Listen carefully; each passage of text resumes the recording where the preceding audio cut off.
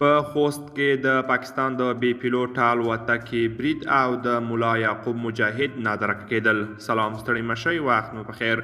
ښه راغلاست نن ورځې تازه او مهم خبر ته.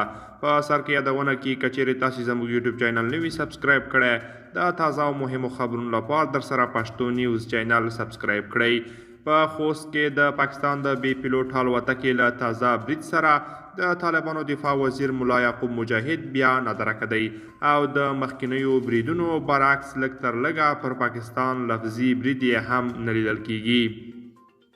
ملا یعقوب مجاهد چې هڅه کیږي د پاکستان ضد څیره وښودل شي او په دې ډول خلکو کې محبوبیت ورته وموندل شي، مخکې یو ځل پاکستان ته خبرداری ورکړی و چې د بریدونو دوام به یې ښې پایلې ونه لري. هغه یو ځل د دفاع وزارت له ادرسه په یوه اعلامیه کې د پاکستان هغه اعلان ته هم تون غبرګون ښودلی و چې ویلي یې وو که طالبان د پاکستان خلاف د افغانستان د خاورې نه استعمالېدل تضمین نه کړي، پاکستان به د افغانستان په خاوره کې دننه هم د ترهګرو ډلو پر ضد عملیات وکړي. ملا یعقوب مجاهد د پاکستان د دغه خبرداري په غبرګون کې ویلي وو چې د افغانستان خاوره بې څښتنه نه ده او دوی به د پاکستان د هر ډول برید تون ځواب ووایي. اوس چې په خوست کې د تحریک طالبان پاکستان د یوه ادعا شوي غړي مفتي فاروق پر کور د پاکستان د بې پیلوټ الوتکې له لوري برید شوی او د دوو لوڼو د وژل کېدو ترڅنګ یې یوه لور او یو زوی ټپیان دي. د ملا یعقوب درک نشته خو خلکو ته د هغه خبرداری وریادېږي.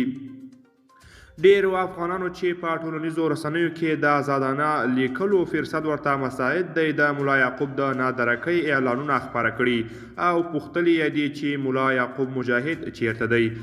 د ملا یعقوب نادرکتیا رښتیا هم د پوښتنې او بحث وړ ده، هغه چې ډیر ځله ځان د یوه هیواد واقعي دفاع وزیر په لور کې ښیي او ګواښونه کوي. له نادره کېدو سره یې ځینې ښایي فکر وکړي چې د پاکستان خلاف د کومې جګړې په تیارۍ بوخت دی.